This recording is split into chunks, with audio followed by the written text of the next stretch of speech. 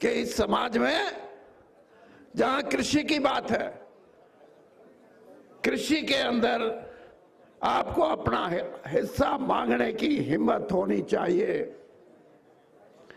किसान आंदोलन हुआ, 13 महीने किसान डटे रहे और पंजाब का जब किसान उठ के अमृतसर से और उधर गुरदासपुर से उठ के जब दिल्ली के बॉर्डर पे पहुंचा, तो हरियाणा के किसान ने भी ये सोचा कि मेरा पंजाब का बड़ा भाई आया है, मैं भी उसी तरीके से इसके साथ जुट के काम करूं। और उसकी समस्या का 13 महीने तक कोई समाधान नहीं निकला। किसान वहां जमा रहा। बहुत से लोग ये कहते थे कि महीने में उठ जाएंगे, 2 महीने में उठ जाएंगे। मैंने भी उन लोगों को कहा कि आप गलतफहमी में हो, ये उठने वाले नहीं है। ये तो अब तो 6 महीने बैठे हैं, 6 साल भी बैठना पड़ा, 60 साल भी बैठना पड़ा, अपने हकों की लड़ाई ये लड़ते रहेंगे।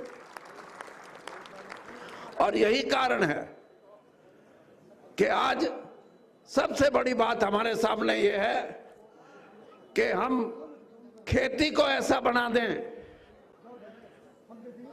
जिसको हम ये कहें कि हमने इसमें कमाई, इसमें हमने वही कमाया है जो कोई उद्योगपति कमा सकता है, इसमें हमने वही कमाया है जो कोई बड़ा से बड़ा बिजनेसमैन, कोई व्यापारी कमा सकता है।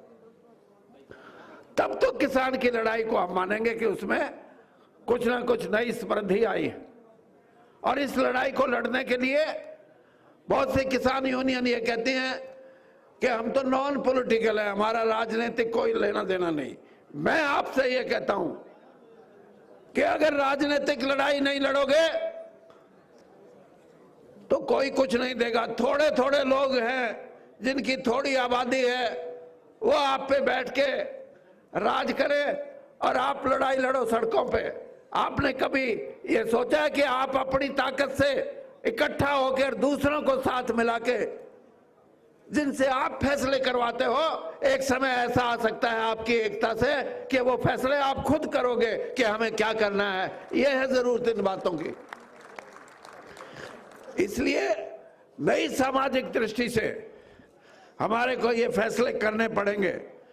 और एक और बात मैं कहता हूं, पंजाब का तो जो किसान है पिछले कम से कम 80-90 साल से विदेशों में जा रहा है। उनकी तो दूसरी और तीसरी पीढ़ी वहां है। लेकिन हरियाणा और राजस्थान में से अब बहुत बड़ी संख्या में नौजवान बच्चे भी बाहर विदेशों में जाने के लिए जा रहे हैं।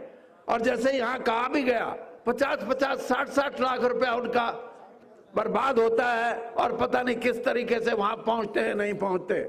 जैसे आप किसानों की लड़ाई लड़ते हो, खेती की लड़ाई लड़ते हो, आज वक्त ये आ गया कि हमारा बेटा, हमारी बेटी कोई विदेश में जाए, चाहे रोजगार के लिए जाए, चाहे पढ़ाई के लिए जाए, सरकार उसकी व्यवस्था ऐसी करे कि उससे 1 पैसे की भी ठगी कोई करने वाला ना हो। तब हम कहेंगे कि हमने अपने विचारों की अभिव्यक्ति सिर्फ खेती में नहीं, हमने अपने नौजवान बच्चों के लिए भी की है।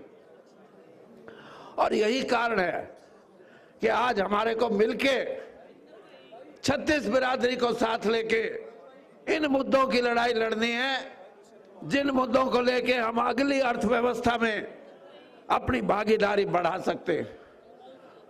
अंत में मैं ये कहूंगा कि